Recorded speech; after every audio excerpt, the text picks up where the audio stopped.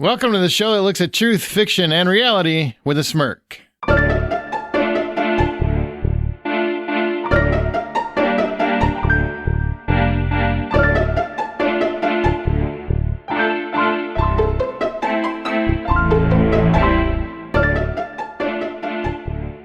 I'm Aaron Peterson.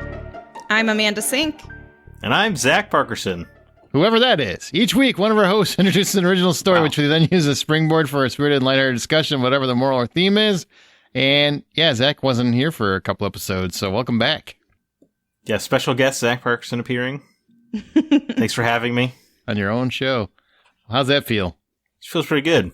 You know, it's like Matt Ryan of Legends of Tomorrow. Every episode it starts with special appearance by Matt Ryan.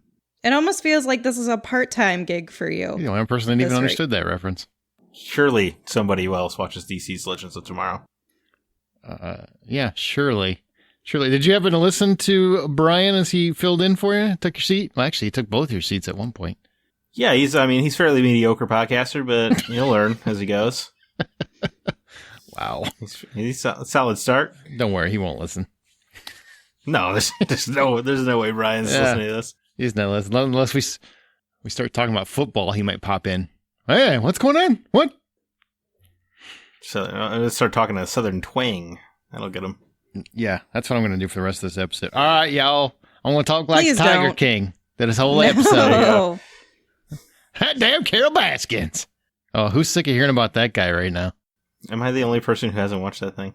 Yes. I think so. Yeah. Shame on you. Wow, it's that good, huh? I wouldn't. You're go that missing far. out on some quality memes. Yeah. I feel like I still understand the context of the memes. Quality. Yeah, I would agree, man. It's so much more wild and crazy when you watch it. I know so many people that have never watched this show and totally can get the memes now because they've been spoiled a lot. It's like when The Mandalorian launched and Baby Yoda was inescapable. I cannot get away from this friggin' tiger dude. Yeah. He's the Baby Yoda of 2020. Tiger King. Huh? That seems like a pretty good summation of 2020, honestly. I feel like that's exactly where we are as a country. Yes. The Yes, Tiger King is our absolutely. Baby Yoda. That's where we're at. That's where we're at. Can't wait for the Funko Pop. All right, man. Well, this week it's your story to lead us. You got to bring it back to Smirk. Let's go. Let's see what you can do. Yeah, I guess, I got to warm back up, right? So, Oh, nice little throwaway Mr. story. Miyagi. Mr. Miyagi? Yeah, I understand that reference. I watched like 3 episodes of Cobra Kai now, so. that's a good what's show. up? It is. I've never seen Karate Kid, though. I don't even understand that, but whatever. I don't know. Someone should give me the DVD someday. Doesn't it make it kind of hard to understand the conflict then? Because you've got one guy who's against another guy and you have no idea why they're against each other? Well, for one thing, I was at this Why panel are we at C2E2. reading the story? Panel at C2E2 2019 hosted by Aaron Peterson, where I really feel like I learned a lot of plot details. Yeah, that's true. Secondly, it's not hard to grasp the plot of kid was bullied by other kid. They have not been able to let go of the anger in a few decades. It's pretty easy to grasp. And an intriguing as whole premise. You know what? It doesn't sound as deep when you put it that way. Feels deeper with 40 years of nostalgia under its belt. No, I did not come equipped with that. Anyway, so Karate Kid, that's what my story is about. Excellent. Who's Absolutely. the real bully in this story? Oh god, don't go down that rabbit hole. Anyway, gather around the campfire. It's time for a story.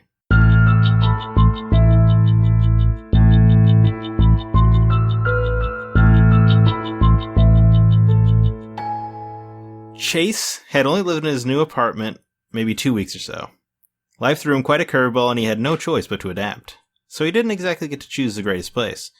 Sure, it was small, but that was manageable enough. Every night, however, a faint rapping sound could be heard. It seemed to only appear once Chase's eyes were closing for the night.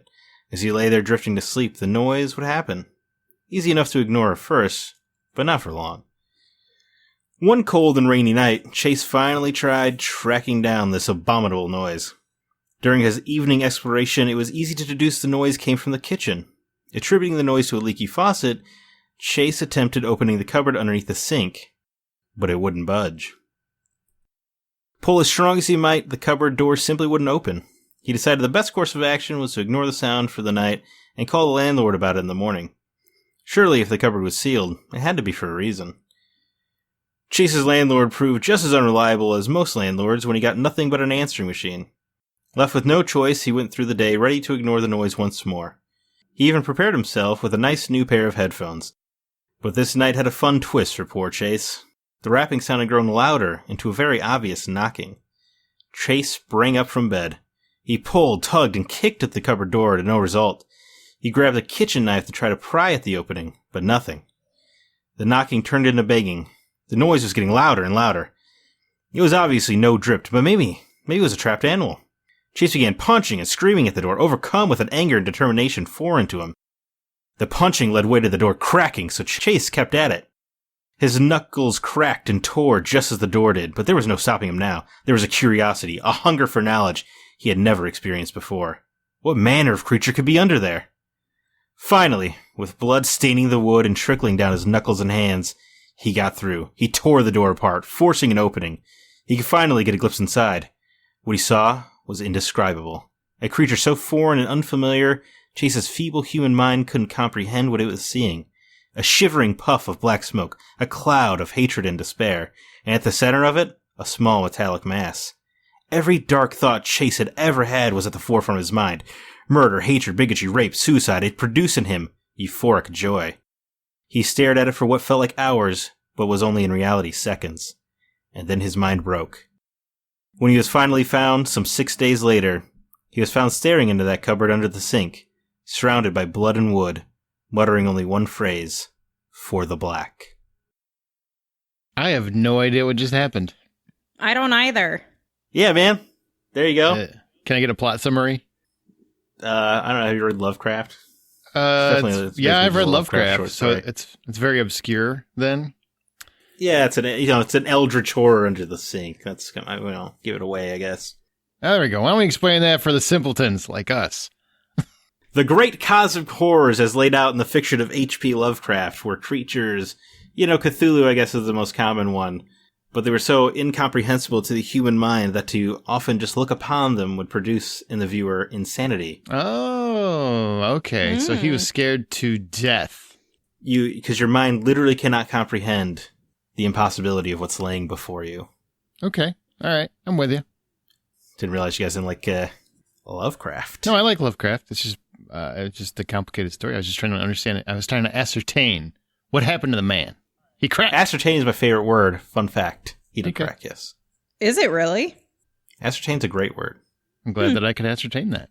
Look at you go. All right, what do you guys think the moral of the story is? Close your eyes. Stop facing your fears. Look away. Hide. There you go. Yeah, stop Run. facing your fears. That's my moral. Run. It always pays to run away. Be a coward. That's the moral. Maybe something about how, I don't know, I feel like it's something about how your brain your mind can protect you from your worst fears. No matter how strong you think you are, there's always something stronger. I like that. This is just a fun Parkinson way to get to adapting to your new home. That's the moral of the story. Of course it is. But it needed an eldritch terror at the end of it, Obviously. That's what I think was missing. Yeah. You had to add that dark tone. It was really just going to be a story where he found bugs or something under the cupboard. But I was like, oh, this will be much more fun if it's an inhuman abomination. Also, thank you for not doing that. Yeah, bugs. Yeah. Ew. Gross. I don't like them. Much worse than the great cosmic terror. Yep. Well, hey, the first question I wanted to ask you was, have you ever found a crazy, fun surprise in your new home? Crazy fun surprise. Yeah. A hidden room. Wouldn't that be fun? I found out that you need a sump pump if you have a hole in your basement. Nobody told me that. That was fun. And it was a surprise. Is that poopy? Is it a poopy surprise? No, it's water. It's a wet basement surprise. It means you get a wet basement if you don't get that water out. You got to get a sump pump, so it pumps the water out when it rains hard. I didn't know that. I'm not entirely sure. Not entirely sure what a sub pump is until now. Yeah. What's the thing with where does all your poop go? What is that called? That's the toilet. And that goes through a The pipe. sewage? And then goes in the sewage. All right. Okay. Well, I'm glad you understand ascertain, but how basic plumbing works eludes you. No, I understand that. I thought there was a term for a tank some people have in their backyard. I guess not. Well, I'm sure there are, but I don't have one. He has public sewage. Maybe, man, that would be a surprise if I went outside and there was a giant tank, and I'm like, what the hell's in there? Poo. It's the poo tank. That's a Joe Dirt surprise. Yeah. Oh, the poo tank. I'm trying to think. I've lived in a few houses. I'm trying to think of the coolest surprise. Oh, I have a good one. Okay. It doesn't have to be cool. It doesn't have to be cool. Just crazy. Oh, it is, because I can't think of anything terrible that's happened. Wow, that's a great life you've lived. No, I'm just saying, like, I can't picture any homes that I've moved into where it's been like something horribly unimaginable when I moved in. Mm. So I remember when my mother and her husband had bought a new home and I hadn't viewed the home with them. It was just kind of like, okay, we're going to be moving into this house. And it was a really nice house. And I think at some point, you know what, I must have gone to at least one viewing after they made an offer or something. And I asked, they were saying that the appliances come with the house. And I asked if the cat was an appliance because I really liked the owner's cat and the seller, like the house seller's cat. And so when I came into the home to my bedroom and they had moved everything in, thankfully, I guess I didn't get to be part of the moving process. So that's kind of cool. I didn't realize that till just now. And I went into my bedroom and they said they had a surprise for me. And I went in there and the cat was underneath my bed waiting for me. Mm. The sellers literally negotiated their cat into the home purchase. Is that legal? Yes, I guess people have negotiated weirder things, but I didn't realize that was pretty awful deal. Top of list. Feels like that seems inhumane to me. I would sell the house. It's pretty not great from the seller's point, but for me, who was like 10 or 11 years old or whatever, it was like, woohoo! I got the really cute cat I wanted. I'd be like, woohoo! Throwing in a violation of contract. I'm out of this. I don't want a cat. Really, throwing in a living creature as a bartering chip? It seems messed up to me. Hey, do you want our kid as well? That'd really help us out. That'd be sweet. We'll take 10 grand off. If you take Billy. Why? Because he's special. You know what I'm saying? He's special. He's the devil. What's your name? Rosemary. What?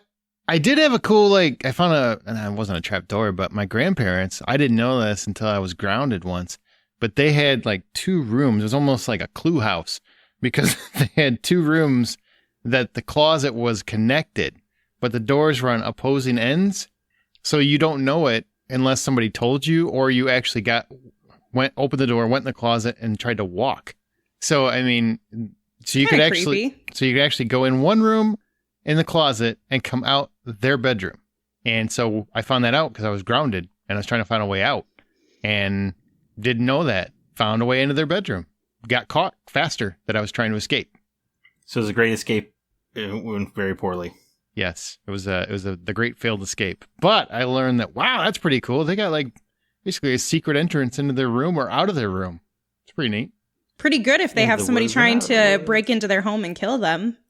Of course, that's exactly what they were planning, I'm sure. In case wherever somebody breaks in and wants to kill us. Protection is key, Aaron. Yeah, that's true. How does your brain just operate in fear, Amanda? I think so. Yes. Oh, okay. At least she's honest. Cheery. She's like, yeah, that's basically how I live my life. I'm scared of everything. That is true. That is accurate. Yes, it is. Seems like joy.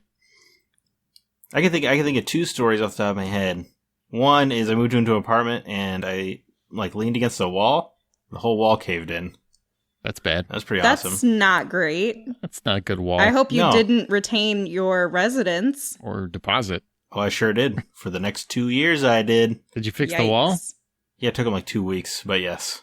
Well, at least they fixed it. But then also, that wall is against an alleyway where rats are always hanging out. Ew. So every day I was like, is today the day where the rat crosses in?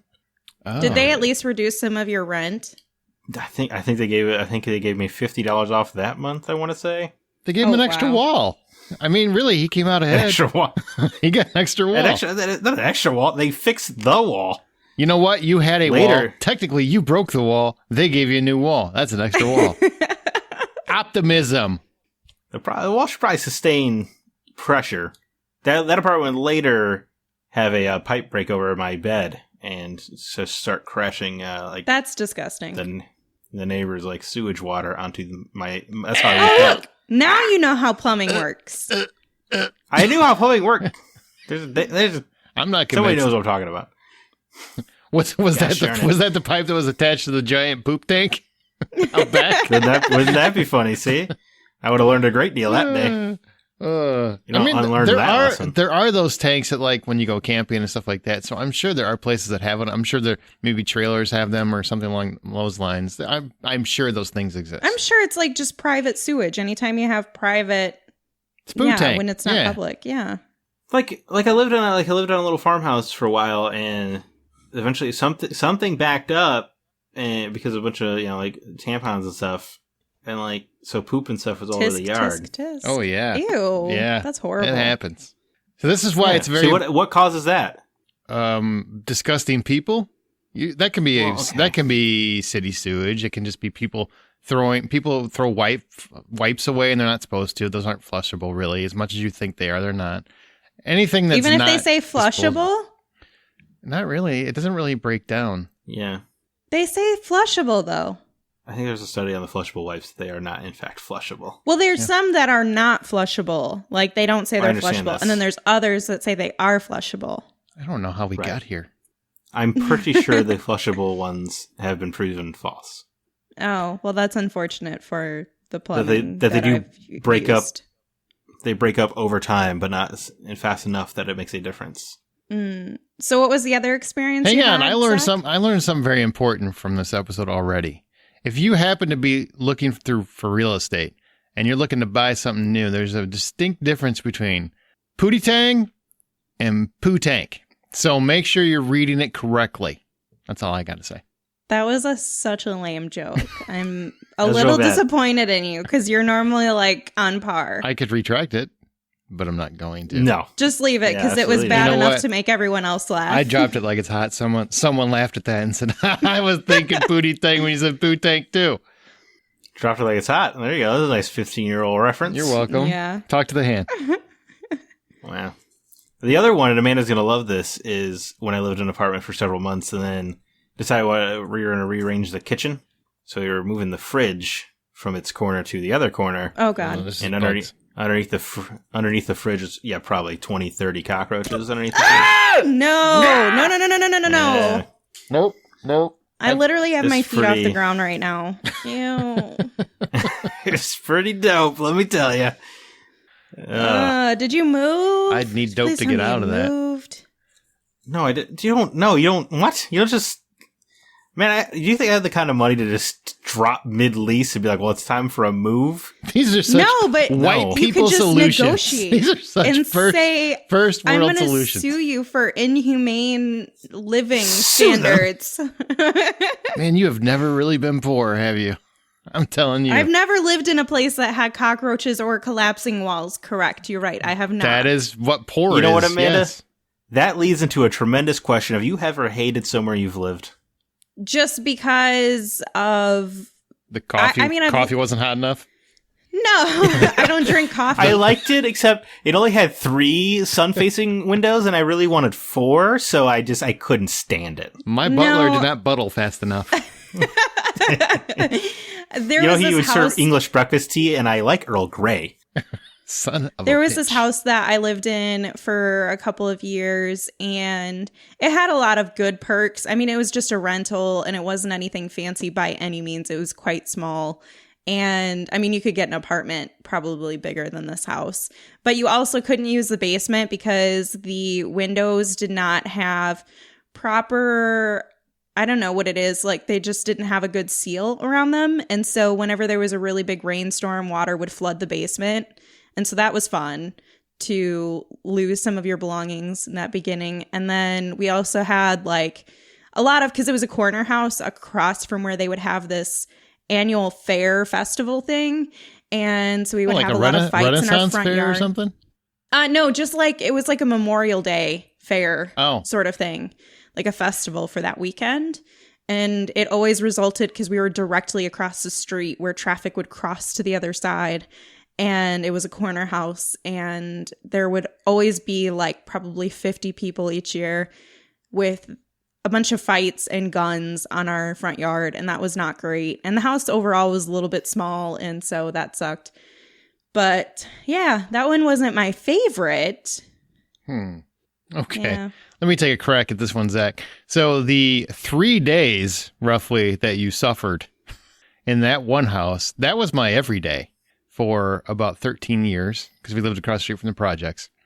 So, yeah. Yeah, I've lived that place. Although I had a lot of wonderful memories there, it was still... Are you talking about the cockroaches thing? No, I'm talking about, like, your Memorial Day or whatever holiday thing that you're talking about, festival. Oh, where you had well, I mean, I 50 lived people in a comes pretty to- not great area, so it wasn't just that weekend, but it was the worst that weekend. Well, I'm saying that weekend was every day. That's what I'm Yeah. saying. So that I literally had to watch a woman overdosing on heroin and try to save her life as her boyfriend ran away. So it wasn't great area any time of year. The trick there is, hey, come back. No, he was dumb. He ran into her house. He hid in her house. He left her. She fell on my lawn. You don't know what relationship problems they were having that day. Yeah, Maybe she used all the heroin, and he's like, "That was It's supposed to I be- saved all year for this weekend, and you just took Babe, all of it." That was our heroin, baby. Our heroin. Anyway, it was really sad. She did live, just in case anyone was wondering. It was weird because her family was kitty corner across the street at this pool, and they happened to see her. It was very weird, or they were stalking her. I'm not sure. And so they came over as they saw her with like a bunch of people, and we were calling 911 and doing chest compressions and stuff. It was weird. No, see, you should just stay inside and say, "Not my problem." No, you can't do that. I will tell you Don't another get fun involved. surprise. I'll tell you another fun surprise from a place I lived. When we finally got out of there, and my grandparents stayed there until they passed away, but my mom eventually got us a different house somewhere else. And when we moved in, we finally got a house, first house she ever bought and everything else. And we had this neighbor that lived in the alley, right across the alley behind us. Nicest guy ever. We were friendly with him. He was a handsome fella. My mom, I think, had a little crush on this dude. And he was a very great guy. He was fun to talk to. He owned a car dealership and all this stuff. One day, I come to find out there are like 20 cop cars at his house, right? So we're all like, oh my God, he's dead. He lived with his mom. We're like, he killed his mom, or his mom killed him. I don't know what happened. Nope, he was one of the biggest drug dealers, shipping drugs through cars, through his dealership. Nice. It was awesome. I mean, bad for him, That's pretty cool, man. but it was a fun surprise. Yeah, Walter White in your neighborhood. Yeah, we did. It was actually pretty. Wow, that's top notch. Mm-hmm. Had some narco shit going on in my neighborhood. I was going to say, it kind of feels like you're a little, like this podcast has turned a little bit into promoting drugs for a few seconds, or at least drug dealing. No, I think they're all very, very bad. I'm just saying that guy kind of got an edge to him I didn't know he had. And I'm like, whoa. And then when he was getting arrested, I mean, he was getting in the car and they were putting him in. And he's like, hey, what's up, Aaron? Like, whoa, don't nod at me. What are you doing? There's cops everywhere. I don't touch that stuff. You should have just pointed at you and be like, that guy right there. Yeah. That's pretty funny. I guess for me, studios suck. But when I first moved to Chicago, that apartment where the ceiling caves in and the walls can't stand any weight, that sucked. Well, pretty much standard Chicago living is very much studio apartments, right? They're very small. They're extremely expensive. The price makes no sense. No, not really. I mean, you're thinking downtown. You get to the neighboring areas. You can get some pretty affordable stuff, relatively speaking. Not by Rockford housing standards or anything, of course, but Yeah, I feel like that, what you're talking about is affordable Chicago living is like, oh, it's only $1,400 a month for 600 square feet. I don't That's know what 600 great. square feet means. Not gonna lie to you. Bigger than a studio apartment. That's a comfortable Sure. studio apartment. It depends, depends on your neighborhood. Whatever the case is, typically there aren't any Cthulhu gods. Not always. You can never be sure, Aaron. Yeah, I assume not. Okay, there were plenty of horrible homes my mother took us to growing up, but we weren't in those probably longer than 9 months anyway because we moved so often.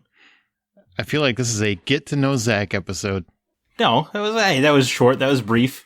We did live in these wacky horseshoe apartments. Like they were shaped. The building was shaped like a horseshoe, and all the neighbors were constantly interacting. And there was this guy Jeff next door, and every single day he told me, he's like, I was gonna say, was there like a courtyard or something? Is that what you mean when you say a horseshoe? Yeah. Okay.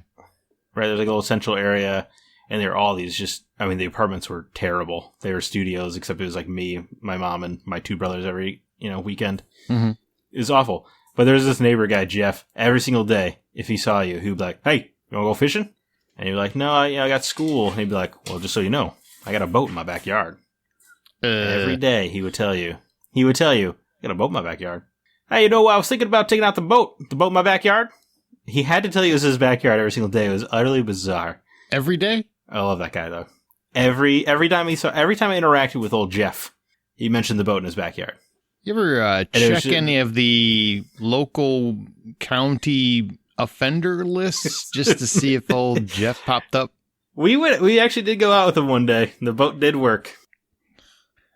I bet it did. Did all three of you go at the same time? You said you and your brothers? Yeah, there's power in numbers. Yeah.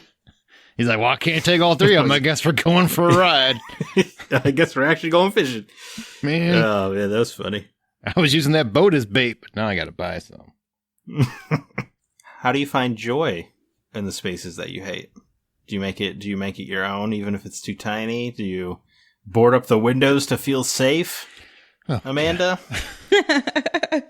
Well, I'm in a pretty not great area now, but the home itself is not that bad.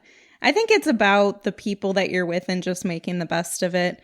You have to try to put your own vibe, or I don't know, your style or something in the house, and just try to do what you can with it. And I don't know, make sure you have a loaded gun in the cabinet next to your bed. That's just dramatic. In case. You never know. Well, I learned Amanda's stance on gun ownership just now. Yeah. Well, that's not my stance, but here we are. But that doesn't make any sense. Continue. I'm against owning guns. However, I do have a loaded one in my drawer. Just in case any of you podcast listeners are getting handsy. But there's different things you can do to try to make it your home. And I think if you continue to try to save up, you can get something that is more you and in the area you want it to be, and doesn't have cockroaches or whatever it is. Obviously takes a lot of work to get there, but I don't know. I think there's ways of making it your own. Yeah, let's see. I had to do that a lot, and you just make the best out of it. Really. That's what you do. Find people that you can count on. Walk like you own the place, because that matters in bad neighborhoods.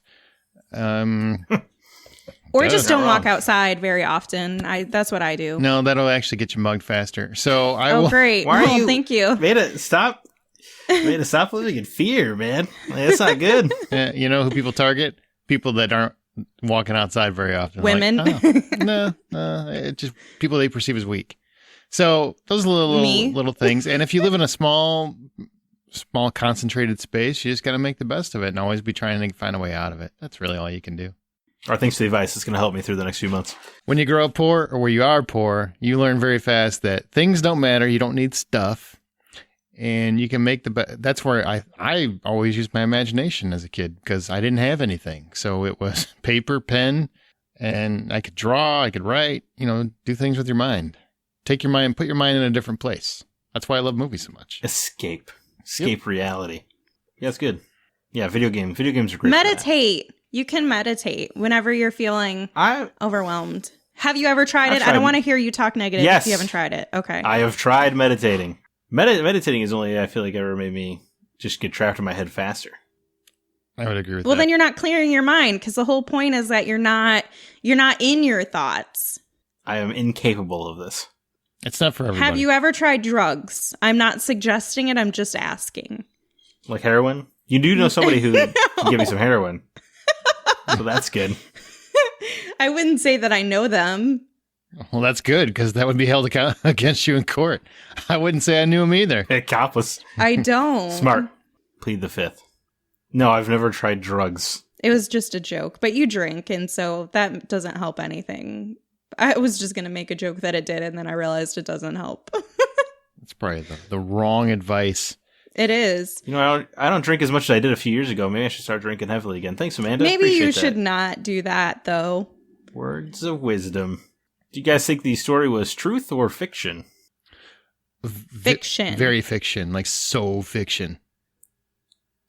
Well, the joke's on you because it's fiction. Yeah. That would be weird. Chase would tell you it's truth. How could you prove Gotcha. this? So is he dead in your story? He's dead, right? No, in my story, he's going to go to the old Arkham Asylum, the original Lovecraft Arkham Asylum. Oh. And he's going to stare at the wall saying for the black until he dies. So he's just comatose, essentially. Yes. Interesting. He's been broken. There are no happy endings here.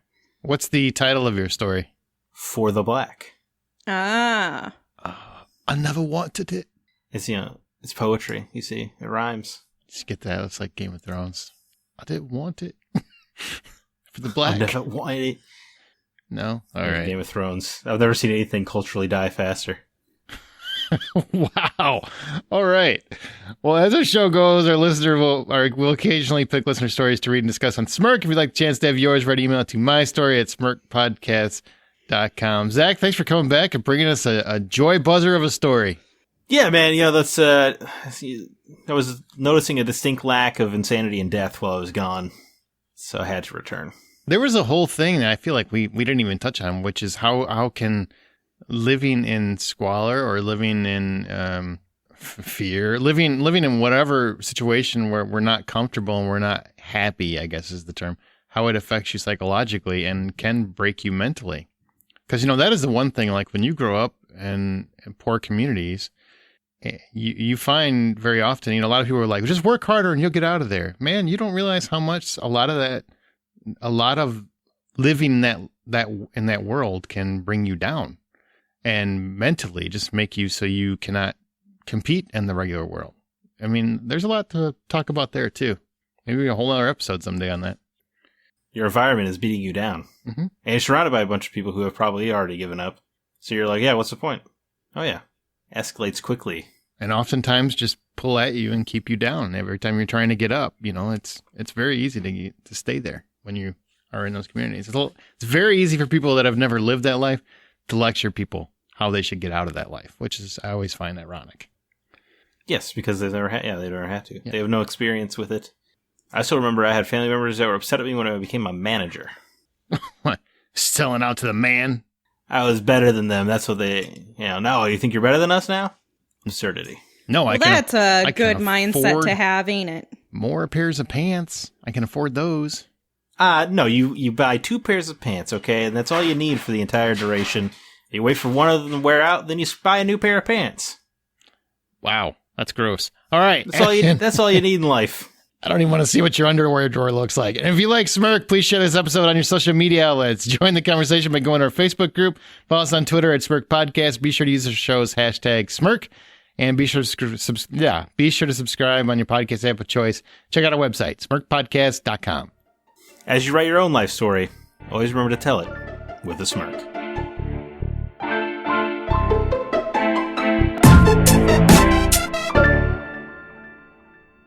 There's like no joy in that story at all. That guy is just mentally just broken like he was married. Damn. Truth. Just kidding. Married people. Truth and fiction. Triction! Stop. No!